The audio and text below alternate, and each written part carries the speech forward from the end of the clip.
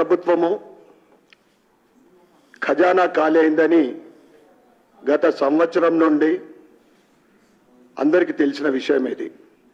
ఎందుకంటే సరి అయిన సమయంలో ప్రభుత్వ ఉద్యోగులకు జీతాలు ఇచ్చే పరిస్థితి లేదని కాంగ్రెస్ కూడా తెలుసు. సీనియర్ నాయకులు చాలా మంది ఉన్నారు దాంట్లో. ముఖ్యంగా ఈ ఛార్జ్ షీట్ ఉద్దేశం ఏంటిది అంటే, మీరు ఇచ్చిన 6 గ్యారంటీలు 2 అమలు చేసినా అని చెప్తా ఉన్నారు. ఏదైతే మహాలక్ష్మి స్కీమ్ ఉందో, మీరు మహిళలకు ఉచిత బస్సు ప్రవేశపెట్టిండ్రు. దాంట్లో 500 రూపాయలకు గ్యాస్ సిలిండర్ ఇస్తాను కూడా చేర్చబడ్డది. దాంతోపాటు 2500 రూపాయలు ప్రతి మహిళకు మీరు పెన్షన్ ఇస్తాను కూడా చెప్పారు. అయితే ఇది మహాలక్ష్మి స్కీమ్ మీరు పూర్తిగా అమలు చేయనట్లే.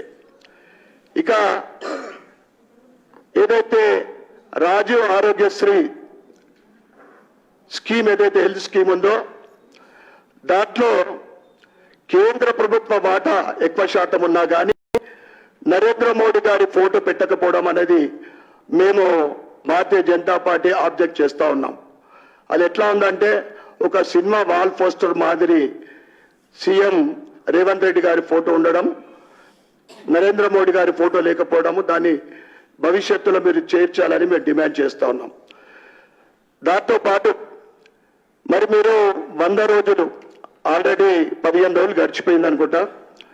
మీరు మిగతా 4 గ్యారంటీలు ఏదైతే మహిళలకు ఇల్లు లేని వారికి ఇందిరమ్మ ఇల్లు, 4000 రూపాయల పెన్షను, రైతులకు ఒకే దఫా 2 లక్షల రుణమాఫీ, ఇవన్నీ మీరు ఇచ్చిన హామీలు ఏవైతే ఉన్నాయో, మరి నిన్న మొన్న జరిగిన ఫైనాన్స్ స్టేటస్ చూపెట్టి ప్రజలకు మీరు ఏం చెప్పదలుచుకున్నారు?